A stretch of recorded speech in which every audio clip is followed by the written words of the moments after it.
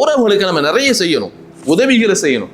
இன்னும் சொல்ல போனால் அவர்களை நல்வழிப்படுத்தக்கூடிய கடமை நமக்கு இருக்கு. விரும்பதையா அப்படி போறோம், அவனா தவறான பிசினஸ் பண்றானா, தவறான வழிக்கு போனா நம்ம என்னங்க செய்ய முடியும், அவன் போறான் அப்படின்னு நினைச்சிடறோம், கை கட்டி வேடிக்கை பார்க்கிறோம். அதை பற்றி கண்டுகொள்வது இல்லை. ஏன்னா பேசினா பிரச்சனை வந்துடும், பேசினா குடும்பத்தில் ஏதாவது சண்டை வந்துடும். உறவுகள் தவறு செய்கின்ற பொழுது, உறவுகள் தவறான வழிக்கு போகின்ற பொழுது அவர்களை நல்வழிப்படுத்தக்கூடிய நேரான வழியை சொல்லக்கூடிய கடமையும் நமக்கு இருக்கு அப்படிங்கிறத புரிஞ்சுக்கணும். அல்லாஹ்வுடைய தூதர் ஸல்லல்லாஹு அலைஹி வஸல்லம் அவர்கள் அல்லாஹ் குர்ஆன்ல வசனத்தை இறக்கும்போது, நபியே உங்களுடைய சொந்த உறவுகளை நீங்கள் எச்சரிக்கைகள் செய்யுங்கள் அப்படிங்கும் போது அல்லாஹ்வுடைய தூதர் ஸல்லல்லாஹு அலைஹி வஸல்லம் அவர்கள் மக்காவில் என்ன செய்தாங்க, எல்லா உறவுகளையும் அழைத்தார்கள். பெயர் சொல்லி, ஒவ்வொருத்தரையும் பெயர் சொல்லி அழைச்சாங்க. சொன்னாங்க, மக்களே உங்களுடைய நஃப்ஸை நீங்கள், ஆத்மாவை நரகத்திலிருந்து காப்பாற்றிக் கொள்ளுங்கள். நாளை மறுமை நாளிலே உங்களுக்கு வரக்கூடிய எந்த தீங்கையும் நன்மையும் என்னால் தடுக்க முடியாது. எனவே உங்களை நீங்கள் காத்துக் கொள்ள வேண்டும் என்று சொன்னால் இப்பொழுதே நீங்கள் அல்லாஹ்வை அறிந்து நல்வழிகளை தெரிந்து உங்களை காப்பாற்றிக் கொள்ளுங்கள் என்று அல்லாஹ்வுடைய தூதர் ஸல்லல்லாஹு அலைஹி வஸல்லம் அவர்கள் ஒவ்வொரு குடும்பத்தையும் அழைத்து சொன்னார்கள் அப்படிங்கிற செய்தி முஸ்லிமில் பார்க்கிறோம்.